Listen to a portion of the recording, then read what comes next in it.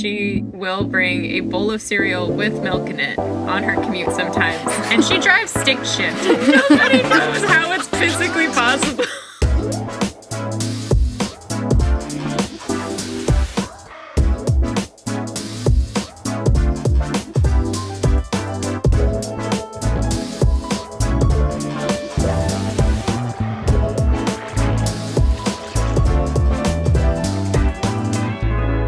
What's good? Thank you so much for tuning in to another episode of The Newest Olympian. My name is Mike Schubert. I'm the titular Newest Olympian. I'm a 33-year-old man who never read the Percy Jackson books as a kid, but I read them as an adult because I was on a quest to determine if society had been sleeping on that book series. I said yes, and now I'm seeing if society has also been sleeping on the Heroes of Olympus series. And I'm joined today by folks who you've heard on the podcast many a times, and you've also heard a brief featuring part of a recent episode we did, but we had to bring it back for a full one, and LOL to the chapters that have perfectly landed as the stars always align for two very funny reasons. It's the folks from Monster Donut. It's Emily and Phoebe. How's it going, team? It's going well. Hello. Yeah, it's good. It was fun rereading these ones. Yeah, it was fun because I had a situation where I had a couple of chapters left before the big moment, which we're recording this on Wednesday, September 10th, and then the live show is this coming Saturday. There was a couple of open slots, and I had texted you all saying, you know, what do you want to do? And then Emily, I think, responded with, oh, these would have some good stuff for us in it. And the two things that come up that are very on brand for your podcast, very fun, and I'm excited to chat about those. It's always fun when the scheduling stars align. And, you know, there weren't a lot of open sections, but, you know, there was the opportunity for this. And also these chapters just rip. Super fun. Mm-hmm.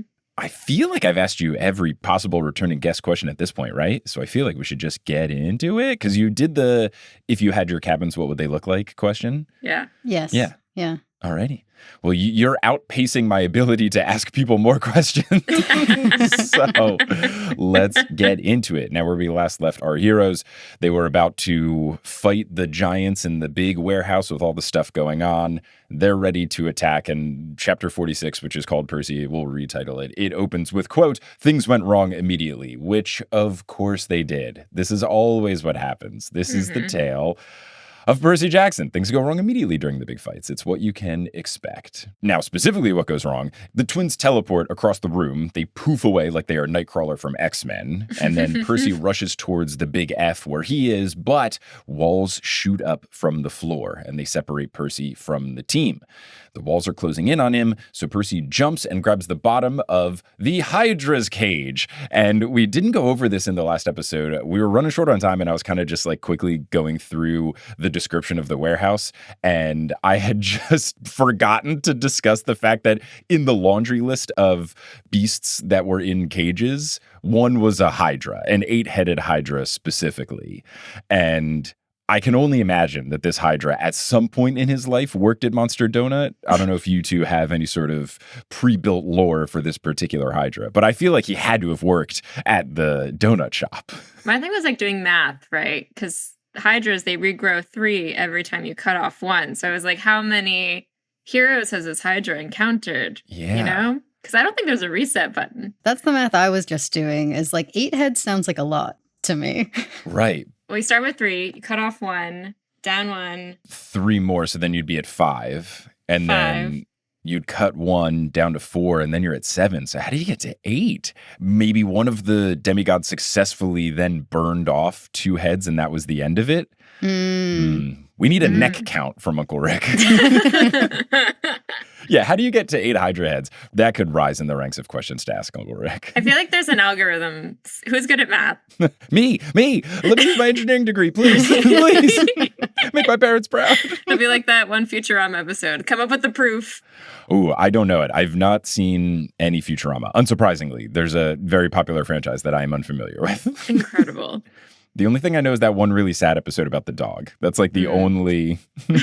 I have baseline social media knowledge because someone once posted the picture of just like the screenshot of that very sad scene. So I had to do a deep dive into knowyourmeme.com. So that's my full Futurama knowledge. I fear I don't even have that. Oh, wow. Emily's alone in this reference. There's a famous episode where it's a body swap episode, and they had to come up with an actual mathematical proof to figure out how to get everyone back in the right body. And like a lot of the Futurama writers are like actual mathematicians, so the proof is real. Oh, that's like cool. one piece of trivia about Futurama. That's great. I love that. I love that a lot. But anyway, Percy Jackson. So he jumps, grabs the Hydra's cage, and then he starts analyzing what's going on. Piper is doing hopscotch across fiery pits, and Nico is being stalked by leopards. Jason is rushing in at Otis, who wields his spear with a sigh of sadness, like he would rather be dancing instead of fighting. The Hydra then chomps at Percy, and he swings off of the cage, and he lands in a plywood forest that moves to try and stop him from exiting, so he just slashes the whole thing down with Riptide, and the Big F delights at this. He's loving the theatrics of it all. He then says that he will release the Hydra onto the Spanish steps and pulls a lever, which starts to rise the cage. And then narrator Percy says the following, quote, cursing, he threw Riptide like a boomerang, and I thought, oh my gosh, does it work that way? And literally the next line is, the sword wasn't designed for that, but the celestial bronze blade sliced through the chains, suspending the Hydra. The cage tumbled sideways, the door broke open, and the monster spilled out right in front of Percy. Again, Percy coming through with the, I've never done this before, but let's give it a shot, and it does work plan. I like that we're getting this window into the different fight styles from like Jason over here, Piper over here, Percy over here, where like Jason is having a full on, what is it, spear versus sword fight going on. Right. Am I getting ahead of us? I feel like this is what happens at this point. I'm like scanning over it like, wait a second, is that what happens here? No, you're good. Yeah, Jason, like big old regular fight. Piper, please let me keep Nico safe. And then Percy's like swinging Wonder Bread around or something. Yeah, right. No, yes. Percy's always improvising, always trying to be the more creative usage. He's always getting the inspiration points in his D&D game of battling, where Jason is just being... What's the class? Just fighter where it's just like attack. Like, yeah, dude, go for it. Lightning power again. Please do it. I don't know. I feel like sometimes Piper is Percy beat, though. She pulls some really interesting out of the box thinking. Yeah. Piper is always the bard in the crew where she's like, what if we stopped this fight from happening before it even began? And I like that she always tries. Sometimes it works and sometimes it doesn't, but she always gives it a shot. And, if you can stop a fight before it happens, you can save a lot of damage. That's true. The cornucopia is the most bard weapon to ever bard weapon. Yeah, I do love the intro of the cornucopia. I feel like we're going to have to soon have it meet its cruel fate, because I feel like Rick is going to recognize it's too overpowered and it has to go away. Much like Percy losing his invulnerability at the beginning of The Son of Neptune. I don't have high hopes for the cornucopia lasting past this book. I feel like someone's going to smash it or it's going to fall down a chasm. I don't see it lasting past this book, but we'll just have to see. So the Big F calls Percy a spoil sport, saying that fighting here without a crowd is less fun than doing it on the surface. Percy prepares to fight, but then he realizes that he just threw his sword away. He dodges from the Hydra's acid spit, but then he thinks, probably for the best that I don't have my sword, because my instinct definitely would have been to slash at the head. And Percy, without Annabeth telling him what to do, doesn't always work out well. Sometimes, really great thinking. Other times, hoof, and this could have been bad. Wait. It says the Hydra grew 2 new ones for each it lost. 2. Oh. Does it lose a head? Did I miss this? No. It's 2 instead of 3. The math checks out. The math checks out. Great. Okay, that's good. Wait, did Percy do something for it to lose a head? Did I miss that in my notes? Or it's at the end of that he's sentence. describing the Hydra? Yeah, I would have noticed that because I was like on the lookout for a new monster donut opening up mid-scene. So maybe this is a different Hydra. Ooh. Oh, because in book 2 of the first series, it's 3 for that Hydra? I think so. Oh. Maybe I'm wrong. Oh, no. I always thought it was 2, not 3. I always thought it started with 3 and then got 2 each time. Yeah, I thought you were pulling out some like cool Greek myth knowledge that it's actually 3. I'm questioning my entire life right now. I don't know. Maybe it's 2. Who knows? Okay. So yes, it says, quote, since his gut instinct would have been to slash at the heads, and a Hydra simply grew 2 new ones for each one it lost. So yeah, I guess I'd have to crack open I think I'm getting this from Disney's Hercules. Disney's is 3 and Disney Hyperion's is 2 is where we're landing. Okay, Alan cool. Menken's is 3, or no, it wasn't. I don't think Alan Menken made that decision. Imagine. Isn't he the sound guy? He's the composer. He's the composer, right? Yeah, he's the music. That would be great. He's like, I've written a great composition, and also I have a note about the mythology. It is vitally important to the musical structure of my movie.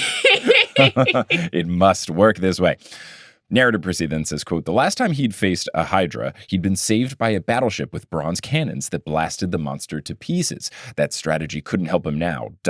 Or could it? And he looks around for a box that he saw in his dreams labeled rocket launchers. And I do remember that being in the text. So that's a fun note for him to call back to. Piper is defending Nico from the leopards by the dais. She shoots a pot roast over their heads using the cornucopia, and they chase after it. The Jason versus Otis fight is going pretty well, mainly because Otis is committed to doing a pirouette with each attack. And I love this. And it reminds me of if I'm playing a video game that I've beaten before, like the Spider-Man games when you beat it and then you get New Game Plus, so you get to beat it on the harder mode. And I'm trying to defeat the villains in a particular way that looks cooler. Like, oh, I don't want to just beat this. I want to beat this and knock a dude off a building or something. And then sometimes you die because you're trying to win in a particular way. Yeah. So I appreciate his vibes. I was also thinking video games, but specifically of the villains that have like a specific wind up before they hit you and you know to hit them during the wind up. Oh, that's so true. It's like, oh, he's starting to turn. He's doing a pirouette. That means he's going to kick. Yeah, that's really funny. So the Big F is going wild on the control board, trying to put all these things into motion. So then Percy chucks a garbage bag full of Wonder Bread at the Hydra, who shoots acid at it. But that's a bad idea because the plastic wrap around the bread melts, and then the bread absorbs the spit, and then a giant wad of acidy bread hits the Hydra, quote, covering it in a sticky, steaming layer of high-calorie poisonous goo. Talk about a monster donut. It's basically a munchkin from hell. Ew. But look, we'll have to see. We need Dunkin' Donuts and Disney to team up for the Monster Donut collab in the second season. I don't know if we're getting donuts, though. As we all saw at San Diego Comic-Con, there was at least a cereal box of Monster Donuts. Yes. How delighted were the two of you to see that at Comic-Con? That must have been a delight. I was not in the diner with you since I did it the day prior, but I was stoked for you. Yeah, it was very exciting. Thrilled to see it front and center. It was like the very first thing that I noticed.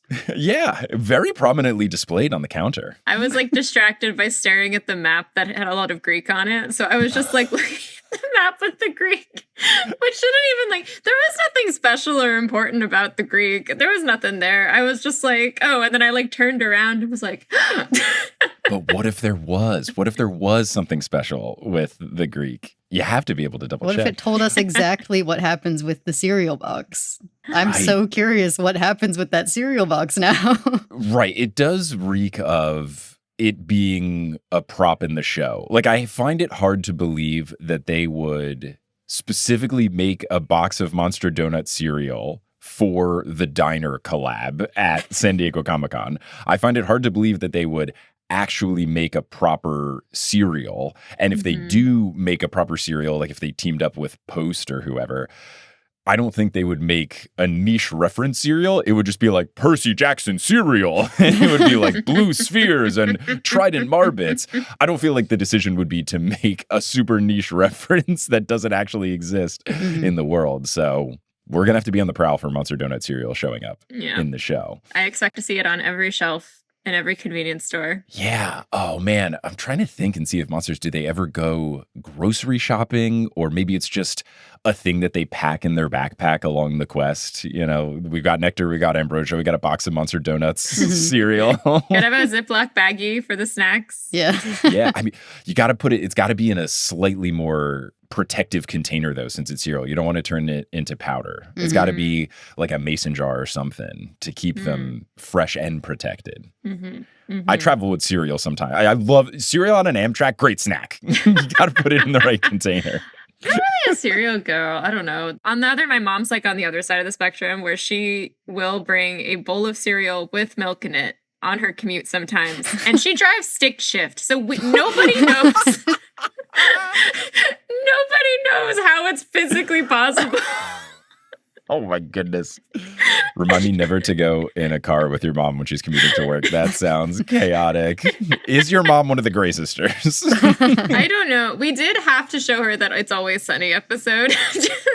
Again, you're getting a whoosh from me. I've seen... What shows have you seen, Mike? Most seasons of the New York Knicks and the New York Yankees playing sports.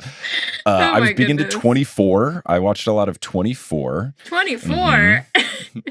Seinfeld.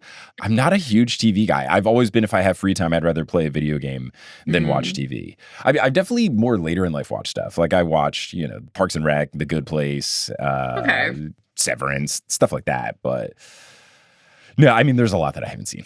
Percy Jackson. You forgot about Percy Jackson. I've been watching that now. It's pretty good. It's a good show. I don't know if you've heard. Have you guys seen season 1? It's really good. You'll love it. You'll love it. I should check it out. You should. The way they do Luke is really interesting. But anyway, there's Percy Jackson. So Percy can't find the box of rocket launchers, but he does find a contraption with a bazooka, a grenade launcher, and a giant Roman candle, along with other weapons, all fastened to an easel with "Happy Destruction Rome" written above it in carnations. The Big F announces that he will begin the festivities on the surface with explosions along the Via Labicana. I didn't know this road off the top of my head. Did either of you? In my head, it's behind the Colloseum. Nothing's behind the Colloseum. But I think it's the one that's it's behind it.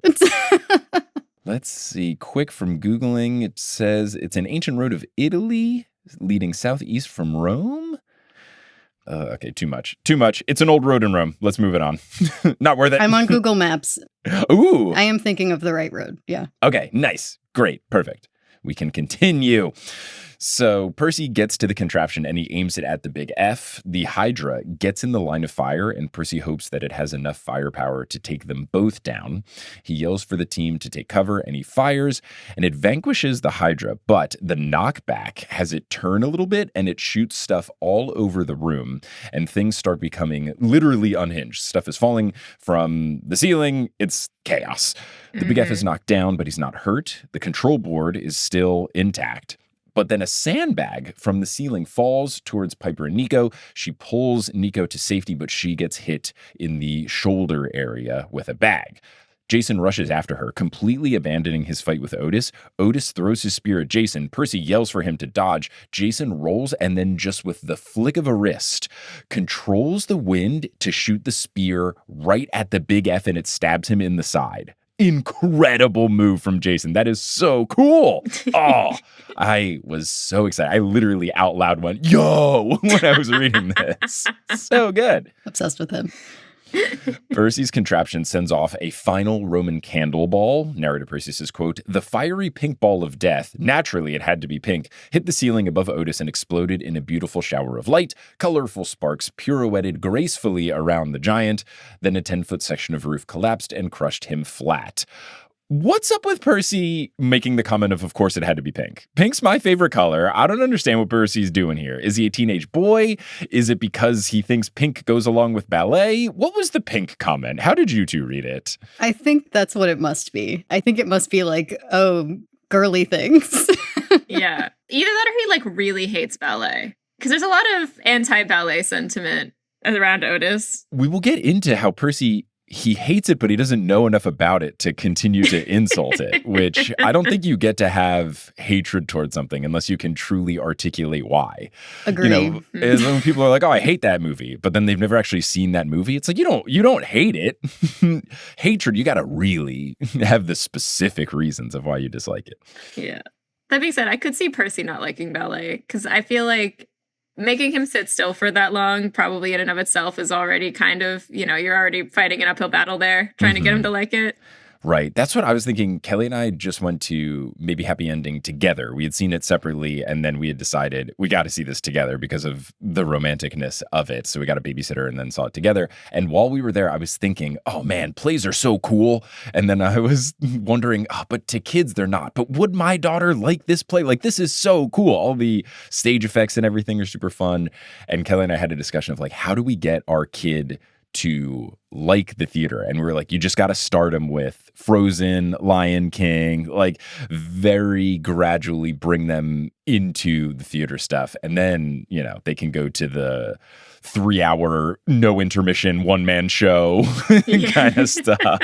Yeah. Lion King absolutely slaps, by the way. Like, I don't know if you've seen it recently, but like... I saw it a couple years ago. I saw it when it toured in Houston, and it was fantastic. Just the prop work of the Timon puppet alone is worth the price of admission. Very cool stuff. I somehow haven't seen it yet. I get it. I didn't see Wicked until early this year because it's just with some of the plays that are never leaving Broadway, there's no urgency. Yeah, there's that's the problem. Always I feel this way about like tourist attractions as well. Like I didn't go to the Statue of Liberty until last year because I just always had the thought someone will want to go. Someone will come to New York and they'll want to see Wicked. Someone will come to New York and they'll want to see The Lion King. Someone will want to go to the Statue of Liberty, which I highly recommend. Statue of Liberty is mad boring. I don't know if you guys have been. It's not good. I've been twice. And both times the first time was because my mom wanted us to go. And the second time was because my aunt and cousins were visiting. And that was like the only thing one of them wanted to do. You didn't go on a school trip? No. We went on a school trip. I guess our school was better on the other side of Westport. We went to Liberty Science Center. We didn't go to the Statue of Liberty. No, we did a New York trip, but it was like, maybe we did go to the I don't know. The problem is it's just not that big. And the ferry takes forever because it stops at Ellis Island also and parks for 20 minutes. It's not quick. And when you're in New York and there's like tall, cool stuff everywhere, then you go and you're like, this thing's not that big. What am I doing? All I remember about our school trip to New York is because it was like tied to our like Ellis Island unit. So they were like, well, let's visit some of the like traditional like enclaves of communities in New York. And so one of them was like, let's go get pickles at this deli. Right, yeah. And I remember it was the first time I ever had a pickle. Oh my gosh. And it was great. And that's all I remember about that field trip. Yeah, did not enjoy that one as a picky eater. It was a tough one for me. That sounds great. I didn't get to go on a pickle trip. Anyway, Percy Jackson. So Jason runs up to Piper, whose arm looks for sure broken. Nico finally wakes up. He is looking confused. The Big F is reforming. Otis emerges from the rubble. Jason yells for Percy to man the control board. And then Percy feels Riptide come back in his pocket, and he lunges for the board. He slashes through it. Sparks go flying. The Big F is furious, and then he hits Percy with a spear swing to the chest, like he was hitting a grand slam. Just gets him right in the chest. Percy's stomach feels awful. He is in tremendous amounts of pain. Jason runs over to defend Percy. Otis chases after him. Percy and Jason are now standing shoulder to shoulder. Piper's on the ground. Nico's barely conscious. And narrator Percy says, quote, the giants were healing, getting stronger by the minute. Percy was not. And then the Big F goes, tired, Percy Jackson? As I said, you cannot kill us. So I guess we're at an impasse. Oh, wait. No, we're not. Because we can kill you. And the Big F, the F is for fun. This is great. He's a very fun villain. I will be sad when he's gone because I love the trash talking. But I feel like in general, the giants in the sequel series have had a lot of really good trash talk. A lot of good yelling at the enemies from Alcyonius to Polybides to the Big F. Just been some really good taunting. It's a fun vibe that they've got going on. Yeah, these two I think were my favorites just because they were introduced as like the theater giants and had, I think, black turtlenecks on when they were first like described. Yeah. Oh, yes. Yeah. And I was just like, you don't have to come for me like this. Like, yeah, the vibes are good. And I also, just for him to say, we're at an impasse, oh no, wait, we're not because we can kill you, reminds me of one of my favorite lines from the Beastie Boys in their song To Check It Out, which goes, believe when I say I'm not better than you, except when I rap, so I guess it ain't true. Which is just immediately humble, just kidding, braggadocious, fantastic. Yeah. So then Otis replies, that is the first sensible thing you've said all day, brother. And this is bad because if they're on the same page and they've got chemistry going, our heroes are in trouble. They're always bickering. Them not bickering, not good for our folks. So then chapter 46 ends with the following, quote, the giants pointed their weapons, ready to turn Percy and Jason into a demigod kebab. Demi kebab, I feel like would have been a smoother pun, but we continue. We won't give up, Jason growled. We'll cut you into pieces like Jupiter did to Saturn. What myth is that? So Saturn's Kronos. And That's Jupiter's Zeus chopping okay. up Kronos, yeah. Great, cool. I already know that one. Zoom past it. That's right, Percy said. You're both dead. I don't care if we have a god on our side or not. Well, that's a shame, said a new voice. Let's go. My prediction from the previous episode has come true. To his right, another platform lowered from the ceiling, leaning casually on a pine cone-topped staff, was a man in a purple camp shirt, khaki shorts, and sandals with white socks. He raised his broad-brimmed hat, and purple fire flickered in his eyes. I'd hate to think I'd made a special trip for nothing. And I'm very excited that Bacchus is back. He's Bacchus. And now that is the end of chapter 46, which I've retitled The Show Mustn't Go On. Do you two have retitling for chapter 46? I don't know. Piper makes a pot roast. Yeah. It's fun. I like it. I feel like I can do better, but... A return to Monster Donut. Right, like something about Percy preventing the opening of a new Monster Donut is something. There's something in here. There's a hydra hydraulic pun. Hold on. Ooh. Yeah. Yeah, right. Like I face a beast on hydraulics, but the hydra portion is in all caps or in italics or bold.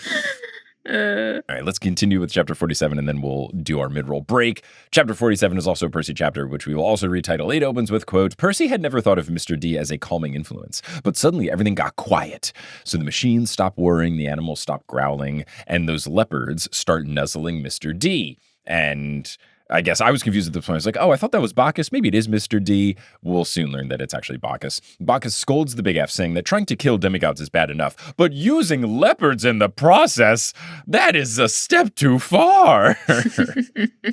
The Big F is in disbelief, stammering, duh, but Bacchus corrects that he's actually Bacchus. And narrator Percy describes the differences. He says, quote, Bacchus was meaner and leaner with less of a pot belly. He had longer hair, more spring in his step, and a lot more anger in his eyes. He even managed to make a pine cone on a stick look intimidating. Great stuff. So the Big F yells that the gods are doomed against Gia, but Bacchus goes, in an unimpressed tone. Oh, man, a master of his craft. What a trash talk. A simple Oh, delicious. He then, to go another step further, calls the room decor tacky, cheap, and boring. He then accuses the Big F of having no sense of style, and that, of course, enrages him like no other. Bacchus asks if they've gotten shorter, which angers them even more. Jason asks if they're going to kill the giants or not. Bacchus says he hopes so and tells them to carry on. And Percy asks, didn't you come here to help? And Bacchus responds, I appreciated the sacrifice at sea. A whole ship full of Diet Coke? Very nice. Although I would have preferred Diet Pepsi, which is a perfect Bacchus Dionysus. I think they did this earlier in Kansas, but that's just such a fun Greek-Roman flip to have them be ever so different. Rick, so smart. It feels very culturally relevant to America, the Coke-Pepsi divide. Yeah. Because we live in a capitalist hellscape. We definitely do. And I don't know if it's just fallen out of the pop culture oeuvre or I just don't drink much soda anymore. But I feel like in the time when this book was being written, it was way more Coke versus Pepsi in terms of, is Pepsi okay? People getting angry about that for some reason. But I don't know. I feel like that's washed away, but I also just might not drink soda anymore, which I don't. It's possible. I feel like I can't speak to that because I was biased because my dad worked for Pepsi for a while. So there was a rivalry in my house.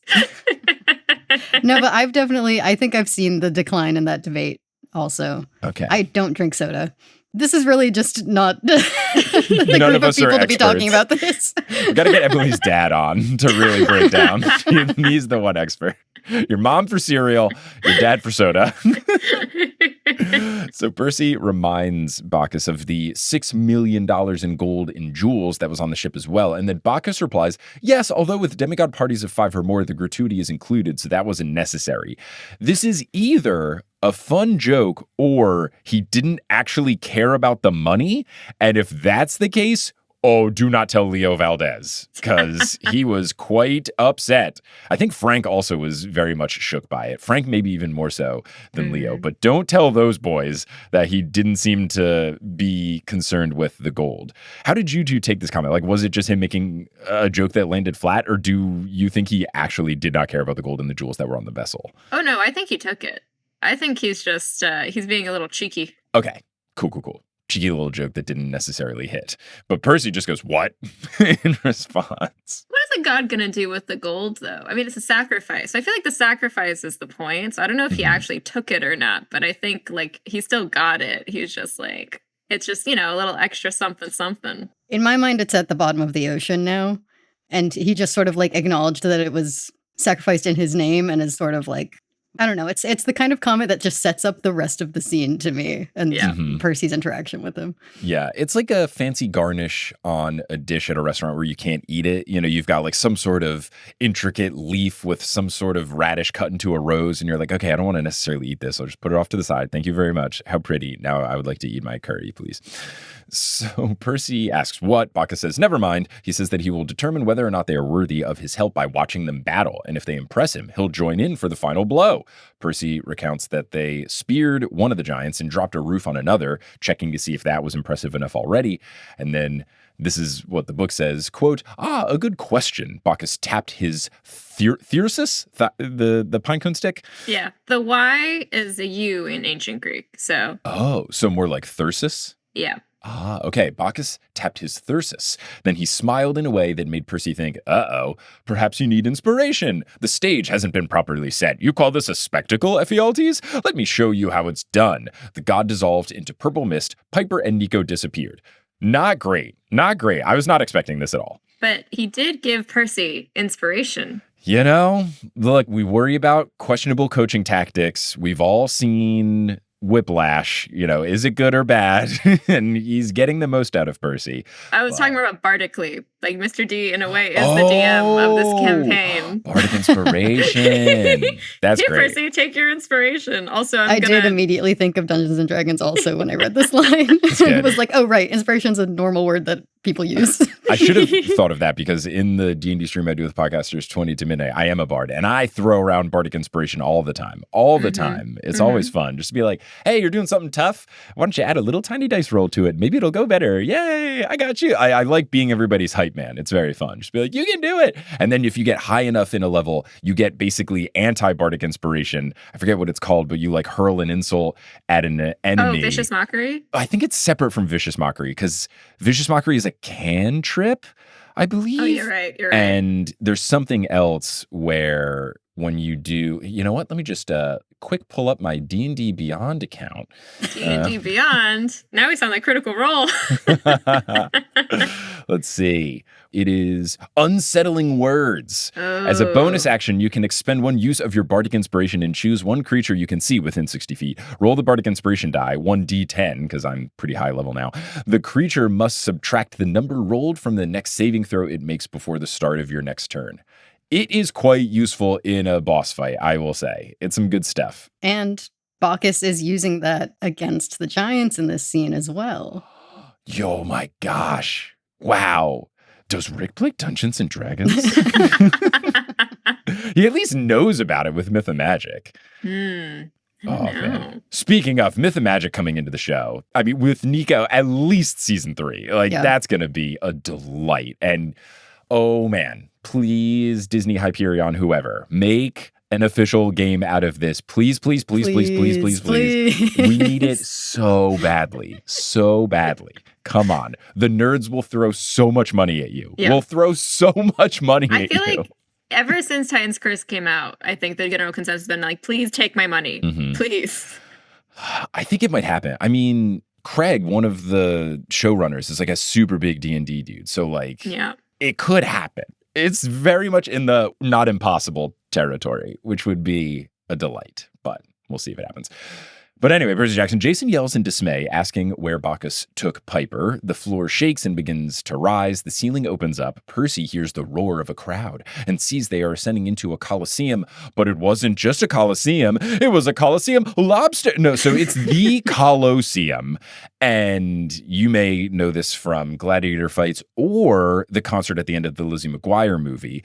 But I have a question for the Greek mythology folks in the chat. Why is the Colloseum spelled differently than the lowercase c Colosseum? Like Colosseum, Coliseum, and then Colloseum, Colosseum. Why are they spelled differently? Colus is hill, and Colossus is like large in Latin. Uh-huh. Technically, the Colosseum's actually the Flavian Amphitheater, though. That's my... Ooh. It's the Flavian Amphitheater, because they're all Colossia. Okay. So maybe like Colloseum was like an older, antiquated spelling and it just stuck around as like the proper noun. And then modern English, we've gone more to Colosseum. This is going to bother me. I'm looking this up right now. Okay, great. We got to know. We got to know. I'll even try. Why is the Colosseum spelled differently than Colosseum? Oh, wait a second. r/Oakland Athletics, because their arena is called the Colosseum. Does anyone know why/how the Colosseum is spelled the way that it is?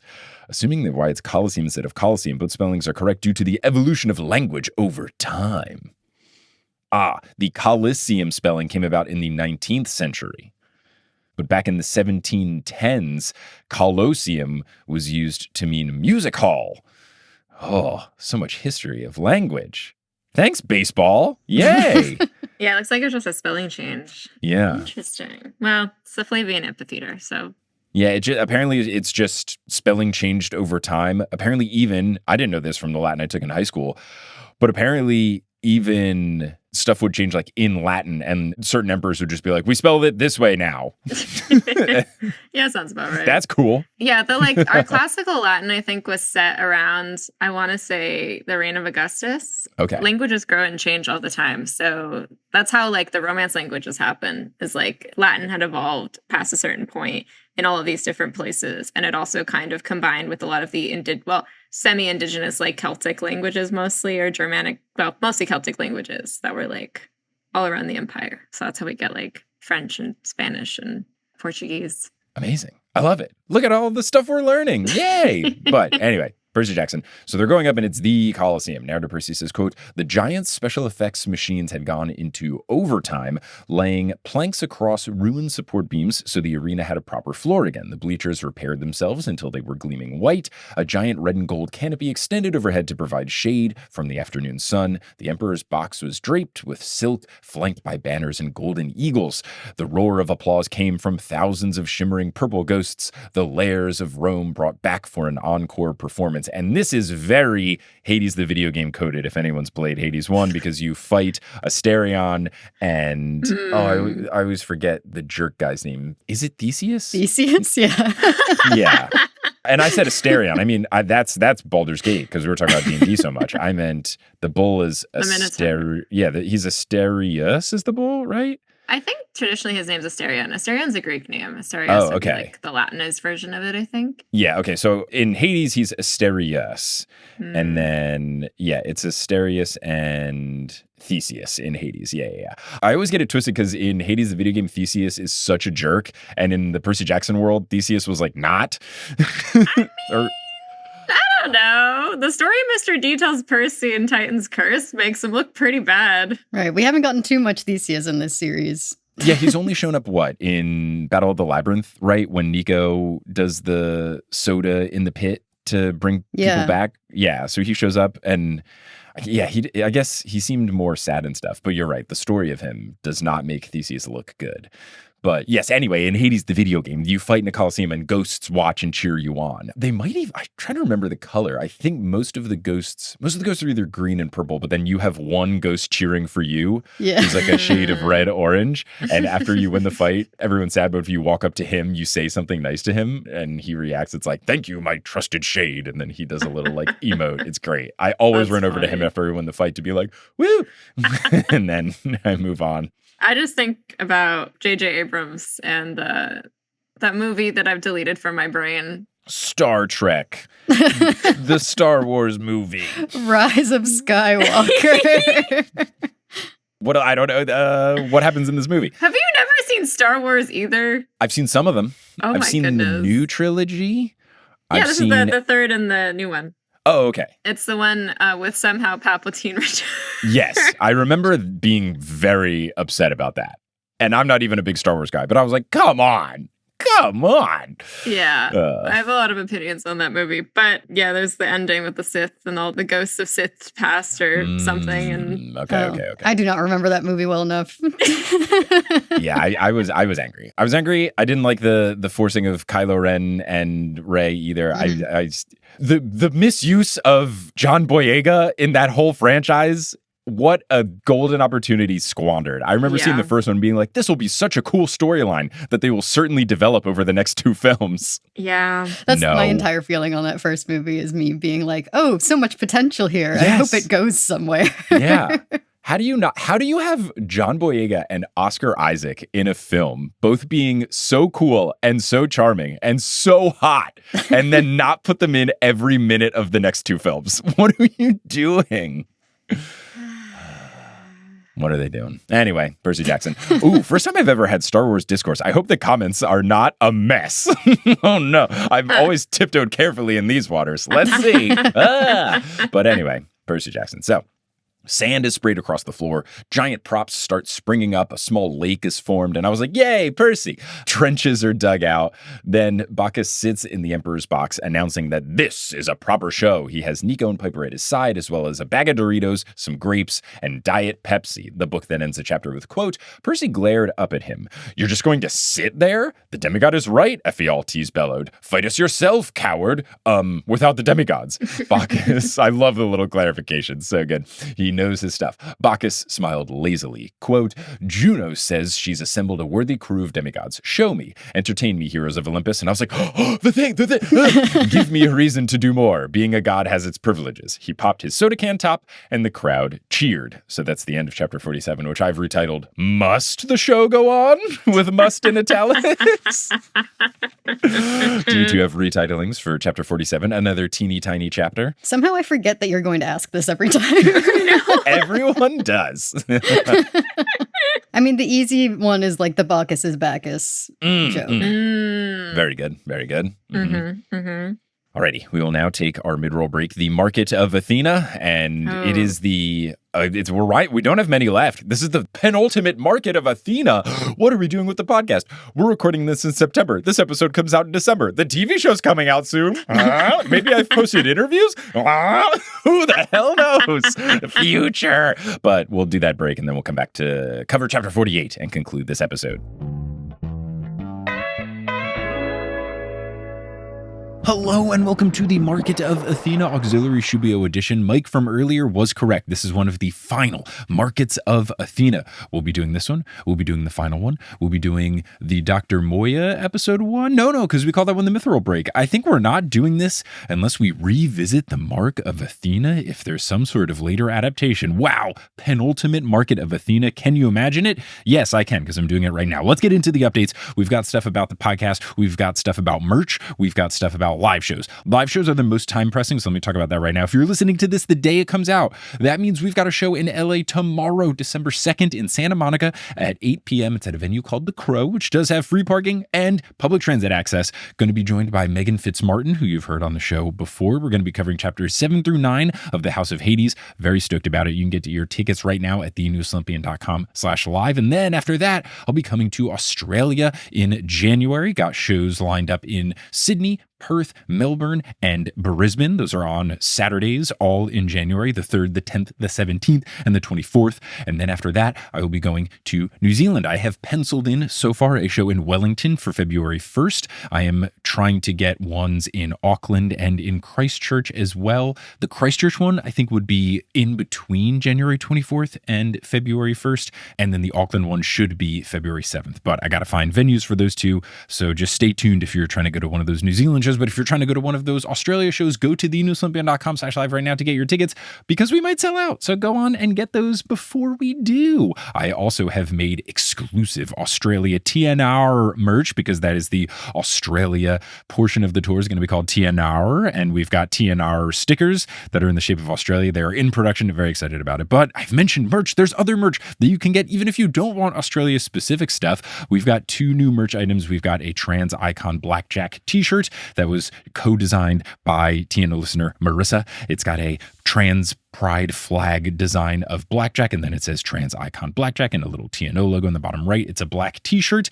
and then we've got a coffee mug that says anyway Percy Jackson, and you can get both of those right now at theunisolympian.com/merch. Both of those items are evergreen items. The merch company that I work with has an in-house print on demand machine, and you can do some items with them, so it's set up to be through them, meaning that in theory, as long as their machines are working, and that's a service that they offer, these things will never be out of stock. So if you do want to get them for the holidays, especially as a gift, I would say you might want to order it soon just because of shipping times and stuff, but don't be pressing. It shouldn't be the situation like with other TNO merch where we make it once and then that's kind of it. This stuff should be evergreen.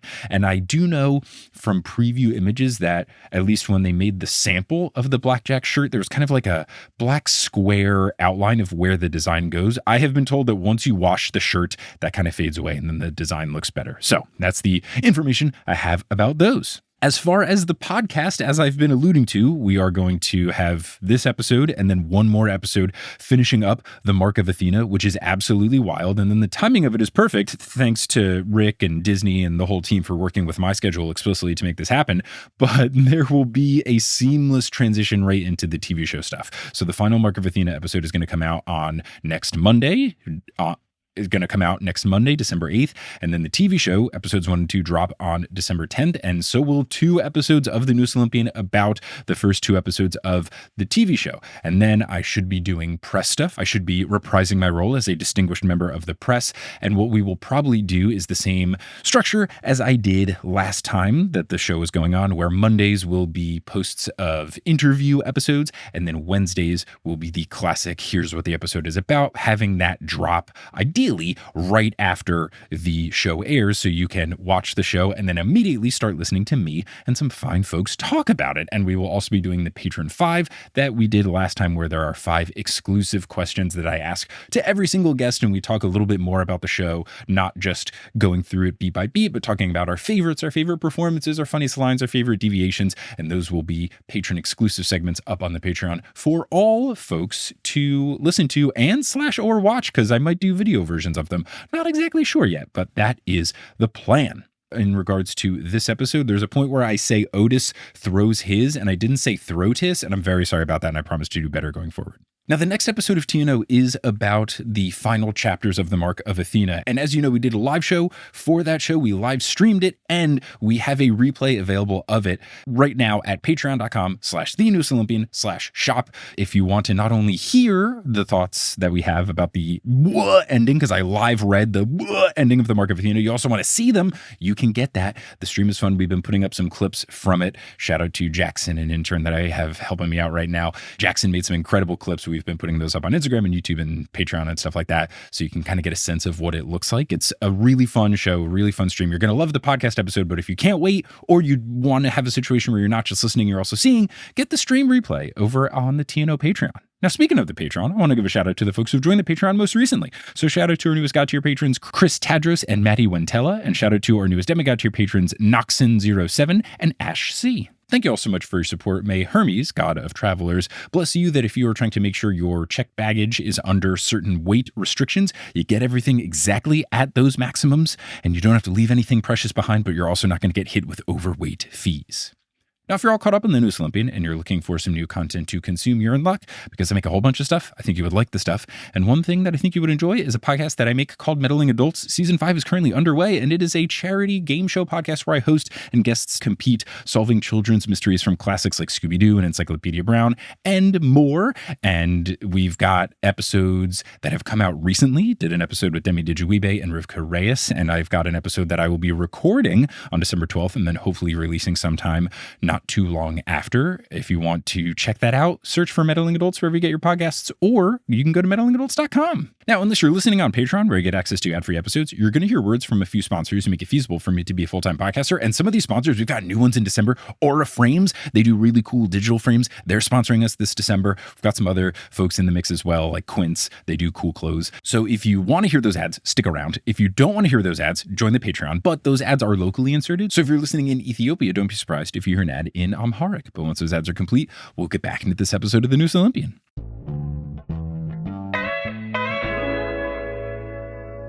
And we're back. We're here for chapter 48, which is called Percy. We will retitle it. It opens with, quote, Percy had fought many battles. He'd even fought in a couple of arenas, but nothing like this. In the huge Colloseum, with thousands of cheering ghosts, the god Bacchus staring down at him, and the two 12-foot giants looming over him, Percy felt as small and insignificant as a bug. He also felt very angry. And I love angry Percy. That usually yields some fun results.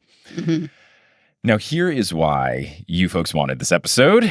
Quote, Percy remembered what Luke Castellan had told him years ago, when Percy had come back from his very first quest. Didn't you realize how useless it all is? All the heroics, being pawns of the Olympians? Oh, man. Here we are. Keep going. I will continue. Percy now realizes that he is the same age now as Luke was then, and he can understand how Luke became so spiteful. He can understand how Luke became so spiteful. Since Percy has been used as a pawn many times, he feels like the gods have taken turns using him in their plans. And he's not wrong. He's not wrong. Let's applaud that. Let's take a moment. You know what? I'll give this to you because in this book, we also finally got confirmation that Luke, when he said, I love you to Annabeth, did mean as a romantic interest. Narrator Annabeth squashed the people who think that he meant like a brother or whatever. So if I'm taking some things that help my Luke hater hat, I gotta have balance, and I gotta have things that make the hater hat harder to hold. So here we are with Percy understanding Luke's perspective, though I have been proudly wearing my I hate Luke, all my homies hate Luke friendship bracelet this whole recording. To really make sure that I can have the balance here. But yeah, the floor is yours, Team Luke. No, I do love that it is the power of theater that gets Percy to realize this. I think Bacchus coming in and turning them into like literal actors in a play. Yeah. And like using them literally as a pawn on the stage. It's just like making like a little scale model of what life is to be a demigod standing over them. It's just... And that's what makes him like have that full realization, the power of theater. Yeah. Luke in this book, because this is, I think, the second time he comes up, right? Because the first time is with Chrysaor. Oh, that's how you say his name? Okay, good thing I had 2 chapters of calling him Chrysaor and Chrysor, and I didn't do that one well. Yeah, he thinks back on Luke fondly as like his sword bastard instead of like, you know, the rest of what happened. Yeah. It's such a big moment in my mind for Percy, though, because like Percy in the original series would never have admitted this in 100 years. Right. And I guess it really did take Luke being dead and also him having more and more pawnage uses by the gods for him to realize this. And I think the most interesting part of it is Percy recognizing we're the same age now, and now I kind of get it, where when he's younger, he's like, oh, come on, sure, but we got to save the world, blah, blah, blah. But now he's kind of got the here we go again of it all. And yeah, I see it. And again, like I've never brushed up against Luke feeling this way, but the key difference between Percy and Luke is that Percy gets upset and Luke tries to take over the world and teams up with evil beings. So, yeah, you know. I feel like Percy in this moment is having a realization that a lot of kids had reading the Percy Jackson books. If they grew up with the books, because when you're 12 years old, you read it and you automatically think, well, yeah, Percy's right. This guy's the worst. We hate him. We hate Luke. And then as you get older and you look back on the books and you get closer to Luke's age, you start to realize why he did all that. So it's fun to see Percy share that realization with at least the audience that is growing up reading the books. Yeah.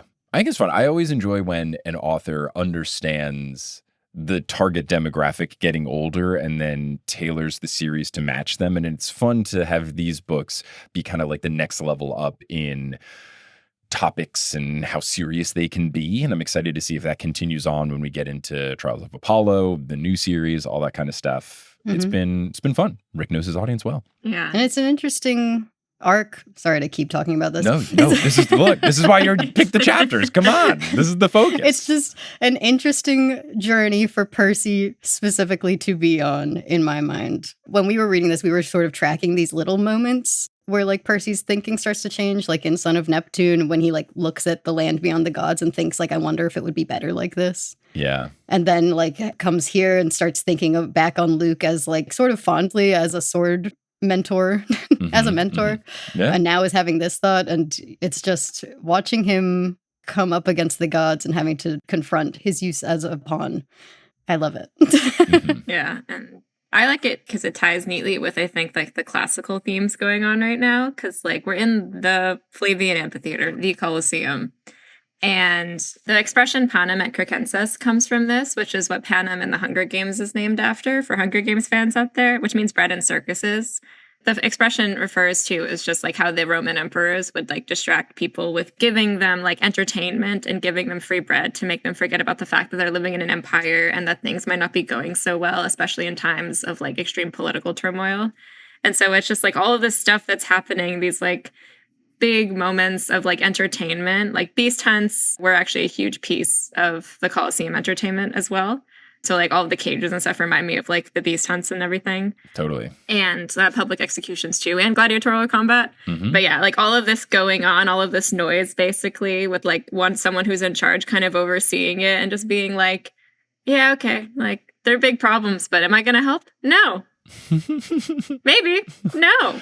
It's also fun in particular for Percy's thought process to be with the word specifically pawn, because Gia has been directly saying, you will be my pawn. So for Percy to recognize, one, I'm not going to be your pawn, but two, I have been the pawn of the Olympians for quite some time now, and I don't love it. He is recognizing the position that he's put in, and I think it's doing a very effective job of the overarching theme of all these books, which is the gods are not all they've been chalked up to be. And just him using pawn in particular, I thought was very fascinating. So Percy thinks, sure, the gods are better than the Titans or the Giants or Gia, but this does not make them good or wise, and this situation is proof. As always, he doesn't have a choice. He's got to save his friends. So with his loyalty, fatal flaw intact, he continues onward. The Giants attack by chucking a giant fake mountain at Percy, which is very on brand for them, given their whole backstory. So Percy's choice is now easy. Well, let's just fight back. The crowd starts chanting, fight, fight. Jason asks Percy if he should take Otis again, or if Percy would like a stab at him this time. Percy thinks about it and then realizes that one-on-one fighting isn't the best move. Quote, this whole trip, Percy had felt responsible for leading and protecting his friends. He was sure Jason felt the same way. They'd worked in small groups, hoping that would be safer. They'd fought as individuals, each demigod doing what he or she did best. But Hera had made them a team of 7 for a reason. The few times Percy and Jason had worked together, summoning the storm at Fort Sumter, helping the Yargo to escape the Pillars of Hercules, even filling the Nymphaeum, Percy had felt more confident, better able to figure out problems as if he'd been a cyclops his whole life and suddenly woke up with 2 eyes. And look, teamwork makes the dream work. This is good. This is good. Don't put all that burden on you. Work in a group, delegate. I love Percy having this realization. Very fun. And I love that description of like having been a cyclops your whole life. And now that he's got Jason there, having 2 eyes. It's really good. It also reminds me of something I encountered recently. I was in St. Louis for Enchanticon doing Percy Jackson stuff, and the Yankees happened to be in town playing the St. Louis Cardinals that weekend, so I went to every single Yankees game after finishing stuff at the convention, and there was a guy sitting behind me at one of the games who was a Cardinals fan, and he disagreed with one of the calls that the umpire made, and I've heard all sorts of heckling of umpires in my day. I've been playing baseball since I was 5. I was an umpire for like 10 years. I've heard it all, but this guy yells at the umpire, if this umpire had 1 more eye, he'd be a cyclops, which is unreal heckling. I've never heard it. I burst out laughing. It's so funny. It gets the message across saying that this guy can't see without being ableist, so not calling him blind in a derogatory way. It's a little nerdy, at the sporting event. Oh my God, so funny. Such a funny referee/umpire insult that I've never heard before, and I now will be using at every sporting event I attend. If this guy had one more eye, he'd be a cyclops. Oh my God. Yeah, amazing stuff. How'd the crowd respond to that one? There was like no one else sitting near where I was. Like my entire row was empty. This was like the first inning, so I think people just hadn't shown up yet. And it was just basically me and then this very St. Louis couple behind me. They were a delight. So nice. Even though I was wearing head-to-toe Yankee gear. Mm-hmm. Delightful folks. And I laughed hysterically. And then it was so funny that I had to strike up a conversation with these two people where I was like, I've been playing baseball since I was 5. I was an umpire for 10 years. I've never heard that one. That's so funny. And then he was like, we saw your Yankees gear. What's the deal? You you live here, you move here, you're in town for the game? And I was like, I'm here for work. We had a good chat. I love the idea that it's the first inning and he's that angry at the ump already. Look, you have to bring the same vitriol towards unjust officiating in the first inning and the 9th inning. If you're a true fan, you got to be ready. You got to be ready. My go-to that I used to yell a lot that always got good laughs. This was back when referees and umpires would wear the black and white striped uniforms, which they don't anymore. I would often yell, go back to Foot Locker, which is one that with more and more time ages more and more poorly as referees and people who work at Foot Locker wear those shirts less and less frequently. But in my heyday, that got some good laughs. But anyway, Percy Jackson. So Cyclops stuff, cool. Percy says that they will attack together, starting with Otis because he's weaker. Percy then says, quote, bronze and gold together. Maybe that'll keep them from reforming a little longer. And then narrator Percy says the following: Jason smiled dryly like he'd just found out he would die in an embarrassing way. What? That felt very out of left field. And as I've been predicting on the podcast, I don't have high hopes for Jason living. So this felt very much like a sort of a red flag. What is this reaction? This felt so out of left field. I was perplexed. And I don't know if it's me or if this was confusing. With not spoiling, obviously. No, I wonder if it's Jason just not having much hope for the situation. Okay. Versus Percy trying his best to have some. Okay. So Jason's laughing at how optimistic Percy is being. Yeah. Given that things have not been going super well up until this point. And maybe having the same sort of thought in that moment of like, yeah, when we work together, it does work a bit better. Okay. So it might just be a reaction to his feelings on Percy in that moment. I'm trying to picture what smiling dryly looks like right now. Like extremely chapped lips. My thought would be like a smirk. Very good. I was thinking a smirk of like this guy, like that kind of thing. So maybe the optimism. I initially interpreted the way Phoebe described it, but now I'm reading it and I'm like, I wonder if maybe that's actually a comment on the like bronze and gold together. Like maybe it's about like how traditionally the camps and like the two sides have never worked well together. Oh. So maybe that it's like a risk. It's never worked. Why would it work in this instance? Yeah. So I wonder if maybe that's what's going on with this line. Okay, that could be it. Yeah, like, all right, when bronze and gold try to get together, chaos ensues and they kill each other. We're going to channel this for good? Sure, bud. Yeah, okay, cool. Yeah, well, then he says also, maybe he's also thinking like, well, okay, if we both attack the one giant, there's still the other one. Right, yeah. Jason agrees to the plan, but then notes, okay, but the big F isn't just going to stand by and let this happen unless, and then Percy says, good win today, and then notes that there is water rushing beneath them in the pipes. Narrator Percy says, quote, Jason understood immediately. He laughed, and Percy felt a spark of friendship. Spark? Meh. This guy thought the same way he did about a lot of things. And then Jason asks on 3, and Percy responds, why wait? And then they charge ahead. So good, so wholesome. I love these two bros together. Dudes being dudes. Come on, great. Now, just as Percy predicted, the twins are trying to throw another giant fake mountain at them, so Percy gets them off balance by bursting a water pipe near their feet, which causes the ground to shake. Jason shoots wind at the big F. Otis loses grip of the mountain, and it falls on top of him. Percy knows that they must act quickly, so he deploys strategic trash talk to Otis. Quote, hey, Otis, the nutcracker bites. Perfect. No notes. 1d10. Well done. Get him where it hurts. Otis throws his spear in anger, but misses, thanks to Jason channeling the wind. Narrator Percy then says, quote, the demigods backed toward the water, shouting insults about ballet, which was kind of a challenge as Percy didn't know much about it. I would love to know which poorly researched ballet hot takes and insults he's throwing at Otis. Because, yeah, I don't take Percy to know a whole lot about the positions and step ball changes and pointed toe shoes and everything. He's not going to be able to throw stuff at him. Narrator Percy says, quote, Otis barreled toward them empty-handed before apparently realizing that A, he was empty-handed, and B, charging toward a large body of water to fight a son of Poseidon was maybe not a good idea. Man, Rick is always cooking as Narrator Percy. So funny. So funny. So he tries to stop, but it's too late. Jason uses the wind to shove him into the water using his momentum. Percy and Jason then lunge and stab his head with their swords in unison. Narrator Percy says, quote, the poor guy didn't even have a chance to pirouette. He exploded into powder on the lake's surface like a huge packet of drink mix. Percy then forms a whirlpool to stop him from reforming. Jason shoots his head that was reforming a little bit with lightning to give them even more time. Percy thinks that this is a good start, but he knows that Otis won't stay like this forever, and his own strength is draining from all the fighting, still recovering from that blow to the chest that he took. And of course, at that moment, the fake mountain explodes and the Big F emerges with a roar. He looks like he is powered by anger from his fiery eyes, now down to his angry snake feet. The little heads that are his snake toes are hissing in anger. Jason calls down a lightning strike, but the Big F deflects it with his spear, and it hits a fake cow prop.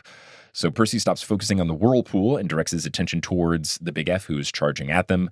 So they charge back, and the giant is just blocking every stab and slash that they throw at him. Percy's able to slice the Big F's spear in half, but the giant doesn't miss a beat. He trips Percy, which causes him to drop Riptide. Jason goes in for a strike that somehow the Big F parries, and then he slices Jason in the chest, his sternum now bleeding, his shirt looking like a vest, and Piper screaming in the distance. So not going super well to start.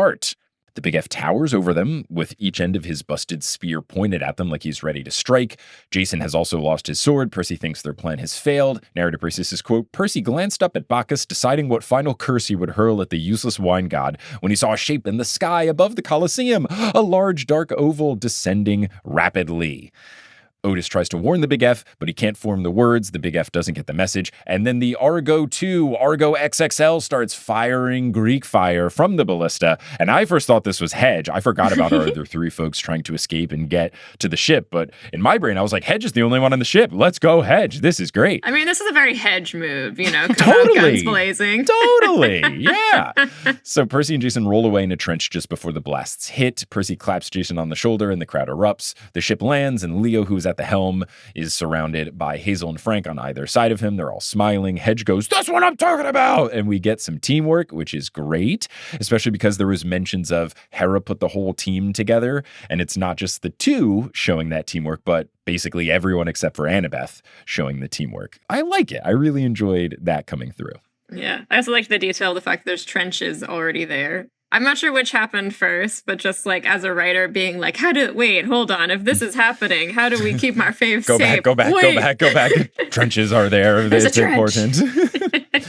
Percy goes, well, was that entertaining enough for you, you wine-breathed little? And then Bacchus says, no need for the insults, and teleports to Percy, telling him that he's decided they are worthy partners. Jason bumps against being called partners since Bacchus didn't do anything. And then Bacchus walks over to the pool where Otis is, drains it, holds his staff over him, waits for the crowd to decide whether or not to kill him. They all do the thumbs down. And I, because I took Latin in high school, I had a Latin professor once tell me that that is a common misconception, that thumbs up actually meant kill them and not thumbs down. But to fully cover all the bases, narrator Percy goes, the crowd jeered and hollered and pointed their thumbs down. Percy had never been sure whether that meant live or die. He'd heard it both ways. Yeah. So if I remember correctly from my Latin classes, the verb is they twist the thumb. That's why people don't know. No one knows. Because they twisted their thumb, but there's no indication of which way. I feel like in movies, though, the thumbs down does look a lot more dramatic. Right. But I do like the visual of everyone going like, yeah, kill him. Woohoo. What is kind of funny, like, so interesting thing about gladiatorial combat is that like gladiators like almost never actually fought to the death. I mean, they would occasionally, but like you have to think about it. Like this is your star athlete you've been training and investing in. So basically, anytime an emperor or somebody like said, yeah, kill him, they were essentially now agreeing to buying out this guy's lifetime contract because that's what you'd have to pay for that to like be possible, which is why like if they were going to actually fight to the death, they'd be like very widely publicized. They'd be like, no, we're filling the seats, we're selling tickets, this is a big deal. This is WrestleMania, someone will die. Yeah. It's the once annual. Yeah. Yeah, so like that thumb twist is like, I'm spending so much money. Oh, but gotta give the people what they want. No. Yeah. So Bacchus smacks him in the head and he fully turns to dust. The crowd goes wild. Then he goes over to the Big F and the crowd screams, do it. And the Big F screams, don't do it. I love Ephialtes. I love the Big F. I will miss him dearly. Bacchus taps him on the nose, which is a great move, and he poofs away. The crowd cheers and throws confetti as Bacchus triumphantly struts around the arena with his hands raised. Quote, that, my friends, is a show. And of course I did something. I killed 2 giants. Oh, man. Really good theatrics from Bacchus. You can't hate it. Unless you're Percy. The crew then exits the ship. Piper and Nico descend from the box. The magic renovations begin to dissolve. The floor stays solid, but the Colloseum returns to its original decrepit form otherwise. Bacchus says that was fun and gives them permission to continue their quest. Percy's upset. Like they would need his permission. But Bacchus doubles down and says that Percy's voyage specifically will be harder than he anticipates. I'm guessing that's because he's going to try and save Annabeth, but we'll just have to see what happens. Percy asks what he means. Bacchus, of course, because he subscribes to the School of Chiron, does not tell him much, but does tell him to try the parking lot behind the Emmanuel building, as it's the best place to break through. And I was thinking this could either happen immediately or this could be a book 4 thing. This could be anything right now. Who knows? And it's very similar to what he did in Kansas, where he just said something kind of helpful but gave no context and then bounced. I think he's picking it up from Chiron. Yeah, for sure. Bacchus poofs away. Jason rushes over to Piper and Nico. Hedge asks if that was Dionysus because he loves that guy. Percy is surprised to see everyone alive, given what the giant said, and he asks what happened.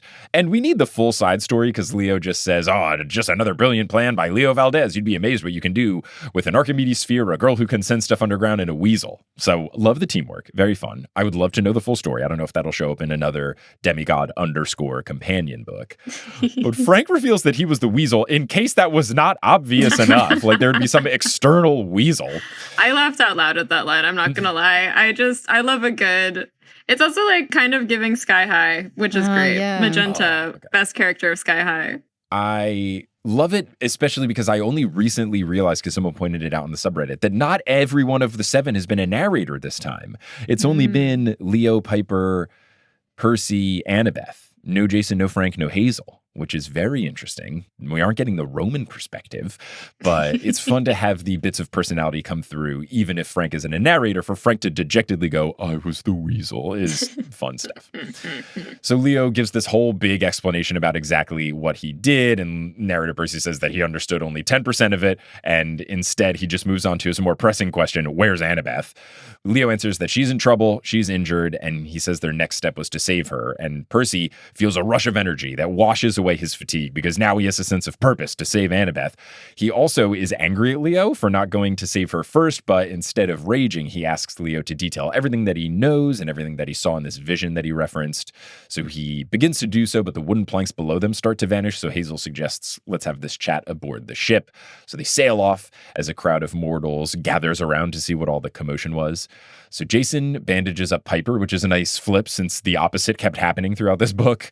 Hazel gives Nico some nectar. Frank and Leo share their story. Percy shares what Bacchus said to him about the Emmanuel building, so Leo and Frank go to search for it on the control system. Percy asks Piper how the shoulder's doing. She says it'll be fine, and then she congratulates Percy and Jason on their fighting. Jason says they make a good team, and Percy says, yeah, it beats jousting in a cornfield. Frank is able to find the Emmanuel building because a Chinese tourist marked it on Google Maps, and Leo hypes this up as a very cool ability of Frank's. And then Hazel says, guys, I hate to interrupt your admiration session, but you should hear this. So then she brings over Nico. He's looking rough. And narrator Percy says that he had thought of all of these insults that he wanted to hurl at Nico the first chance he got to speak to him, but he instead holds it back and simply just asks Nico why he didn't tell him about the other camp when he knew all along. A lot of restraint. Percy's showing a lot of restraint right now. With Leo and Nico. And the sea does not like to be restrained. Yeah. This was me. I recently was on a work call where I learned the person on the other end was a Mets fan, and I just politely bit my tongue the entire time. Was it me? Nico explains that Hades showed him Camp Jupiter last year, but told him it was essential not to tell anyone as the timing wasn't right. And Nico thought that this meant in regards to Hazel, trying to get her a safe place to live, but he now realizes that it was so that Nico would recognize how crucial this quest was and he would be motivated to look for the doors of death. So Percy asks, did you find them? And Nico confirms, and he says that he was foolish for walking right into Gia's trap. He just thought he'd be safe anywhere in the underworld. He struggles to continue. Hazel says that he told her that the doors of death have two sides, one in the mortal world and one in the underworld. Nico had made some sort of comment about, oh, running away from a black hole would have been easier, blah, blah, blah. I thought that was a throwaway line. It becomes very important very soon. The mortal side of the portal is in Greece. It's guarded by Gia's forces. That's where Nico was brought back when they brought him to the surface, and then they brought him to Rome from there. Piper asks, where in Greece is it? Nico says, quote, the House of Hades. And I was like, the fourth book. It's an underground temple in Epirus. I can mark it on a map, but the mortal side of the portal isn't the problem. In the underworld, the doors of death are in ... And then narrator Percy starts to put it together because of that black hole comment. And he realizes, oh man, it's Tartarus. And Nico confirms. And Nico says that they pulled him into the pit and the things he saw down there, and then he just trails off. So you know it's really bad. When emo vibe Nico can't describe spooky stuff, it must be incredibly spooky. Yeah. Nico's going through it. Yeah. Why do we have to put him through this too? He really is going through it. Yeah, Nico's third book trauma, really, it just... He's always going through the roughest every stuff. third book. It's Always the roughest stuff. Hazel says that no mortal has ever been there, or at least none have ever gone and lived to tell the tale. She describes it as the maximum security prison of the underworld. Quote, it's where all monsters go when they die on the earth. It's well, no one knows exactly what it's like, but then she shoots Nico a look that reads, well, no one knows except for him. So then Nico leans on his sword like it's a cane, and he's an old man, and he says that he now understands why Hades couldn't close the doors, because even the gods don't go into Tartarus. Even the god of death, Thanatos, wouldn't go in there. So Leo says, quote, so let me guess, we'll have to go there. But Nico shakes his head, saying that it's impossible. He says that he barely survived, and he's the son of Hades. Gia's forces just completely overwhelmed him almost immediately, and they are just even more powerful down there than they would be up here. No demigod would stand a chance. His eyes look very sad, and Percy wonders if he's just been broken forever. Percy says, okay, let's sail for Epirus. Let's just close the gates on the mortal side. And Nico says, it's not that easy, because the doors would have to be controlled on both sides to be closed. It's like a double seal. He says, maybe if we're all working together, all 7 of you are working together, you can defeat Gia's forces on the mortal side at the House of Hades. But unless you have a team simultaneously fighting on the Tartarus side, it's not going to work. You need someone that could be powerful enough to defeat a legion of monsters on their home turf. Jason says that there has to be a way. No one can think of a way. But then Percy says the following as the narrator, quote, Percy thought his stomach was sinking. Then he realized the entire ship was descending toward a big building like a palace. Annabeth. Nico's news was so horrible, Percy had momentarily forgotten she was still in danger, which made him feel incredibly guilty. Percy says, we'll figure out the Tartarus problem later. Is that the Emmanuel building? And Leo nods and says, oh yeah, we got to go to the parking lot in the back. There it is. What do we do now? Percy then recalls his dream of the dark chamber and the evil voice of her ladyship, so Arachne. He remembers how scared Annabeth looked when she had returned from Fort Sumter with all the spiders. He has a suspicion now of what's down there, literally the mother of all spiders. Quote, if he was right and Annabeth had been trapped down there alone with that creature for hours, her leg broken, ... At this point, he didn't care if Crust was supposed to be solo or not.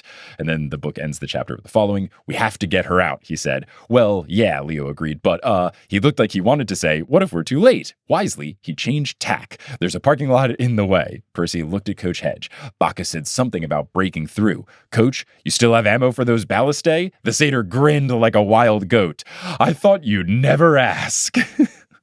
And that is the end of chapter 48. Do you two have a retitling for chapter 48? Luke was right. I was going to say Percy goes ballistic.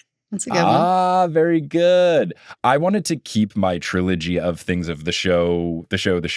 So since it concluded and then there was the next step, I said, the late show begins because one act is over, but we're here for the 10 p.m. show now. Whoa. But that's the end of this chapter. That's the end of this episode. Emily and Phoebe, thank you so much for joining. This has been a delight, as always. If people want to find you doing stuff, where can they find you doing stuff? Thank you for having us. Of course. You can find us at PJO Pod on all social media. You can also find our podcast, Monster Donut, wherever you get your podcasts. And if you want to see cool Heroes of Olympus art, that is probably... It'll veer more into spoiler territory. You should check out on our Instagram. Phoebe does it, and I always shout it out because it's really good. Yeah, I won't check it out, but I look forward to checking it out in 2 years' time. It'll be very fun. But Emily, Phoebe, thank you for joining. Listeners, thank you for listening. And until next time, when we figure out what the heck this big moment everyone's been warning me about, which by this time, you should be able to buy the replay of the live stream over at thenewsolympian.com/Patreon if you want to see my live reaction to it. But I'm going to live react to it on stage in just a few days' time here in the present. Until then, I'll proceed later.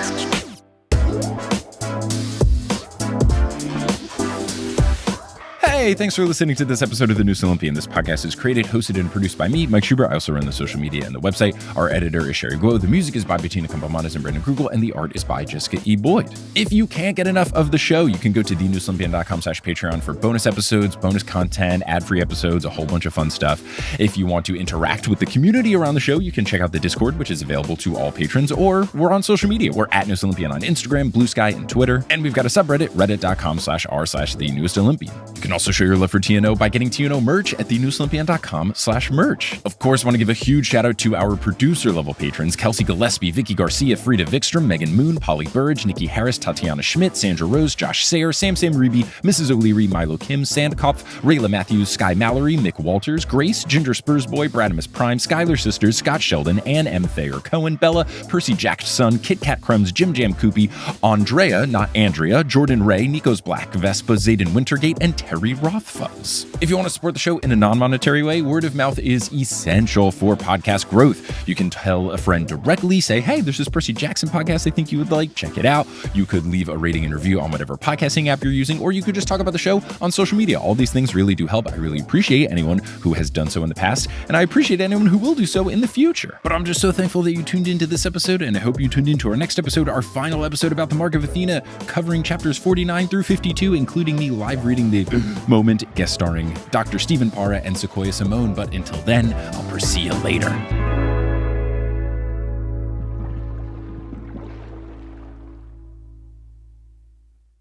Hello, this is ASMR Mike, and our ASMR Mike segment for this episode is Kelly jingling a bunch of keychains and stuff that she has on one key ring as we decide which to put on our bags for upcoming travels. Thank you so much for listening. Okay, Kelly, you can put it away.